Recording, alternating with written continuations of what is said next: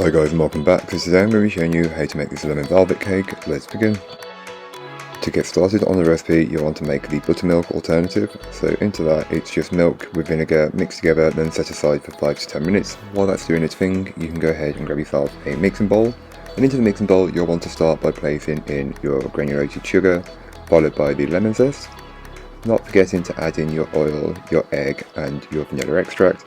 Then mix until very well combined. The mixture should be sort of paler and increased in volume. That's what you're looking for. So about a minute to a minute and a half of mixing should get you to this consistency, and that's what you're looking for.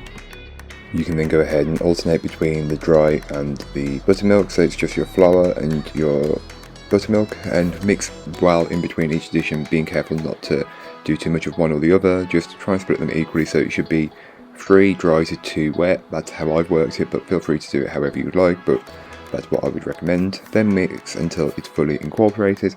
Once you've got a cake batter, you can then go ahead and give the bowl a good scraping down, and this is just to incorporate any bits that may not have been fully worked in from earlier on, so don't forget to get the very top and the very bottom of the bowl.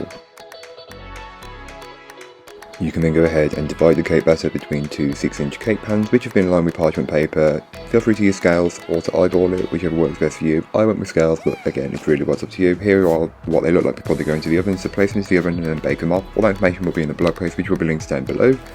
While your cakes are baking, you can make the buttercream. So into a saucepan, place your sugar and water, then mix together until you've got this kind of slushy looking mixture. Then place on the hob and allow it to come up to 121 degrees Celsius. Then into a mixing bowl, you'll want to add in your egg yolks and your whole egg, and just whisk these on a medium-high speed for as long as needed until the mixture is much paler, much lighter and fluffier in colour and consistency. It does take a little bit of time, but it's about the same time it takes for your sugar mixture to come up to temperature. So once you've got your mixture at a pale colour and your sugar mixture ready, carefully pour that into the egg mixture, and then you are good to go. Turn the speed down as you do not want to get this on your skin, it will burn, believe me, I've been there. Then whisk until you can touch the bottom of the bowl with the back of your hand. And once you can, you'll notice that the mixture has gone a much paler colour, and that's perfectly normal. Then go ahead and add in chunks of butter, and at this point you can add as much in one go because it will incorporate in anyway.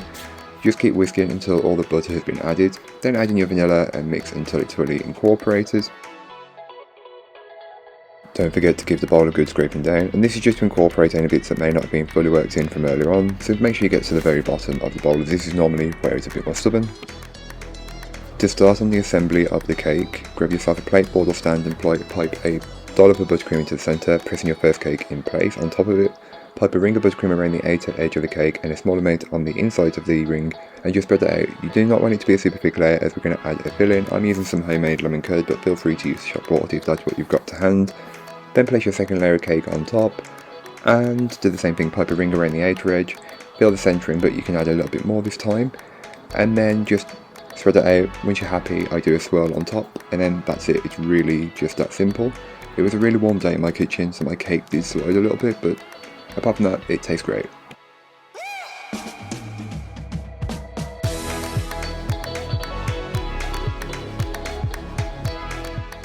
So thank you so much for watching, I hope you enjoyed. If you did, don't forget to like, comment and subscribe for more from me, and I'll be back again soon with another recipe, so join me then. In the meanwhile, don't forget to check out the description, there'll be a link to this recipe, a link to my blog, and links to all my social medias. But that's all for today, I hope you enjoyed.